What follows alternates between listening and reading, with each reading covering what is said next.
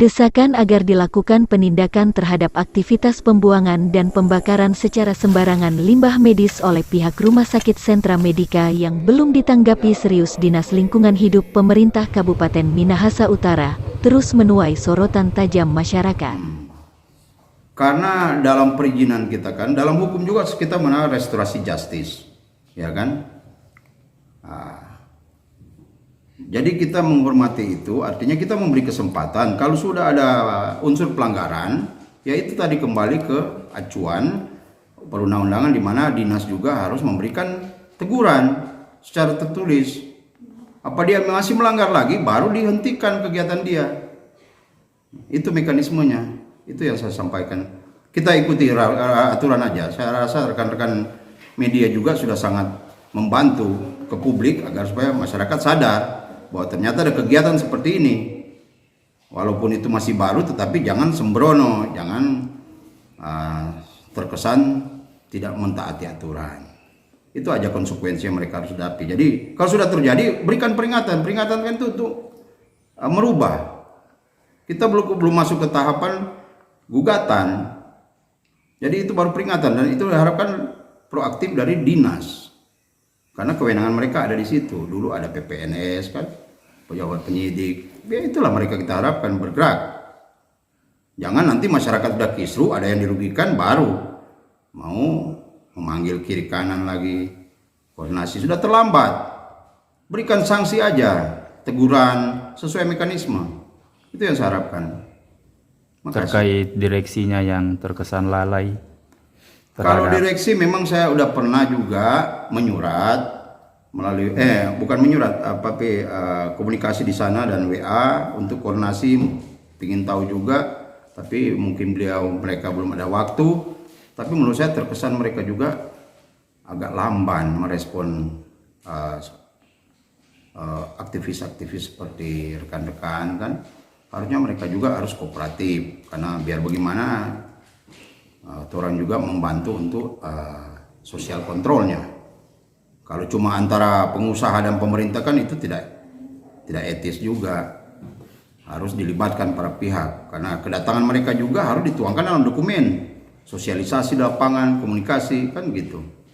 Apakah dia memiliki UKL-UPL, tertuang dalam UKL-UPL atau AMDAL maupun SPPL, apa yang dia buat tentang persampahan, koordinasinya kemana, outputnya kemana.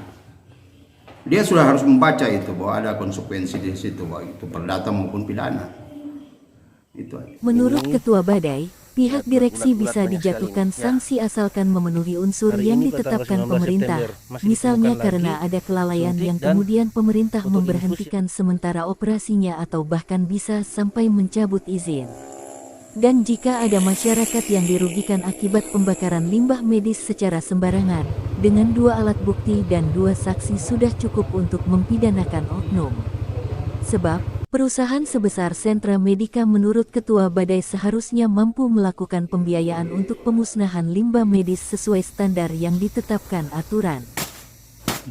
Sanksi terhadap direksinya apabila memang memenuhi unsur pidana terkait pembuangan dan pembakaran itu?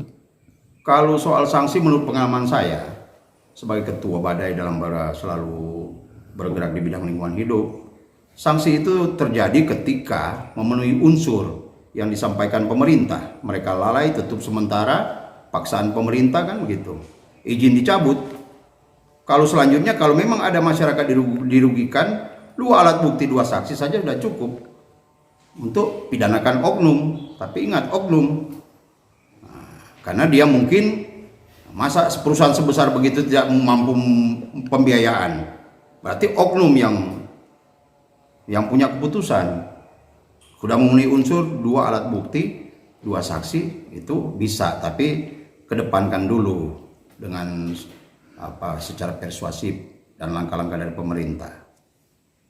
Untuk itu, Ketua Badai menghimbau agar berhati-hati dengan situasi yang berkembang, karena masalah limbah ini sangat peka dan bisa saja ada unsur pidananya.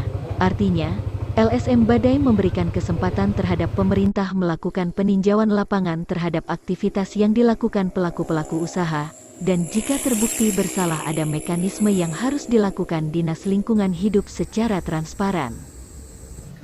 mencermati keadaan yang berkembang, saya selaku Ketua Barisan Garda Independen Minas Utara, Badai, perlu kita hati-hati mencermati situasi yang berkembang, sebab masalah limbah ini sangat peka untuk lingkungan. Itu bisa saja ada unsur pidananya. Artinya begini, kita memberikan kesempatan kepada pemerintah, dalam hal ini Dinas Lingkungan Hidup, untuk tinjau lapangan, mengevaluasi kerja-kerja dari pelaku usaha.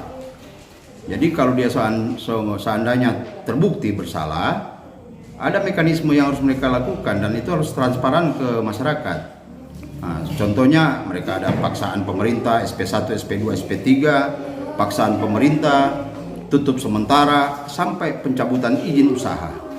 Itu, jadi kita berharap kalau Badai selama ini mencermati dan menunggu apabila tidak terjadi pergerakan dari pihak pemerintah untuk menyelamatkan lingkungan hidup kita, otomatis kita akan turun lapangan, eksekusi. Nah, kita akan minta izin agar supaya kita hentikan, berkoordinasi dengan APH, dan kita akan eksekusi di lapangan itu. Tapi saya berharap juga agar supaya masyarakat bersabar, rekan-rekan media juga punya SOP sendiri yang harus bersabar juga, karena ini kita juga menghormati investasi, menciptakan iklim yang kondusif di dalam daerah, baru lapangan pekerjaan. Jadi itu maksud saya, harus hati-hati, kita harus dengan kepala dingin, tapi tetap kita awasi terus perkembangan. Jadi sesuai SOP lah, sesuai regulasi perundang-undangan yang berlaku. Itu saja dari saya, kita tunggu nanti. Dari Minahasa Utara, Haryadi melaporkan.